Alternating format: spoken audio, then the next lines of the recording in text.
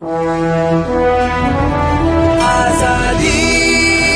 पाने को है। कहानी आजादी से कुछ समय पहले की।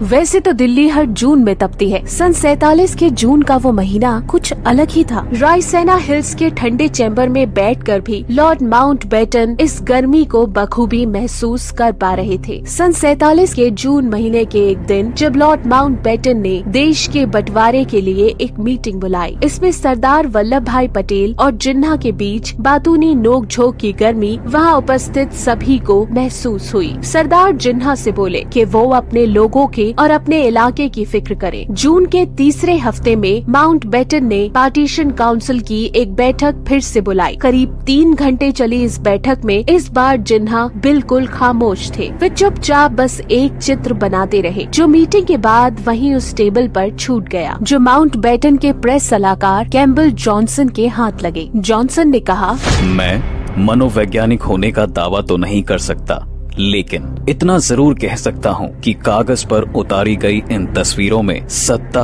और ताकत की झलक दिखती है। कुछ वरिष्ठ पत्रकारों की माने तो उस कागज पर पेंसिल से लिखे हुए कुछ शब्द, कुछ ट्रायंगल्स, कुछ ऊपर की ओर जाती रेखाएं और उनमें एग्जीक्यूटिव और पावर जैसे स्ट्रॉन्ग शब्दों का इस्तेमाल किसी बड़े बदलाव की ओर संकेत कर रहा था।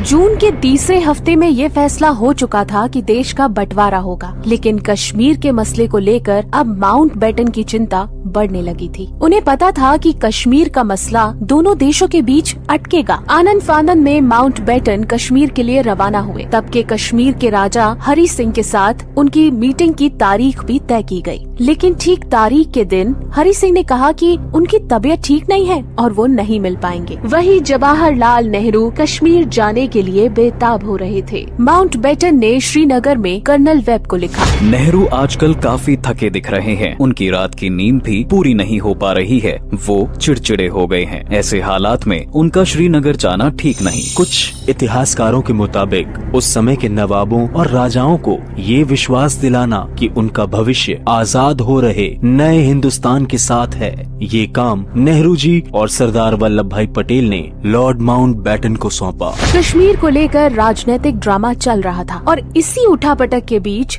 जिन्ना को अपने खत्म हो रहे सिगार के स्टॉक की चिंता सता रही थी। जिन्ना ने 28 जून को देहरादून में किसी यूनुस को लिखा, मेरे सिगार की पेटी कहीं खो गई है, इसके बारे में यूनुस जरा पता लगाओ। और ये इंसिडेंट के बाद माउंटबेटन ने ये मान लिया था कि जिन्ना का दिमाग पढ़ पाना बहुत मुश्किल काम है।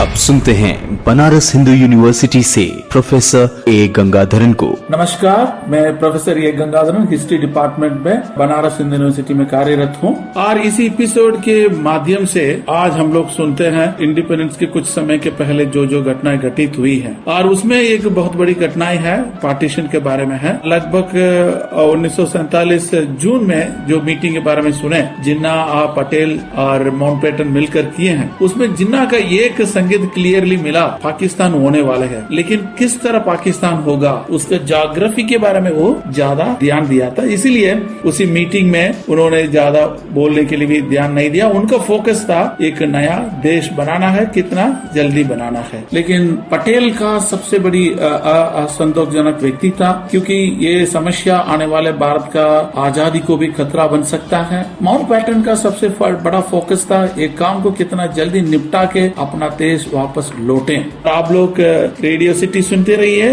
आने वाले समय में भी इसी एपिसोड पर हम लोग और आप लोगों का अवगत कराते रहेंगे।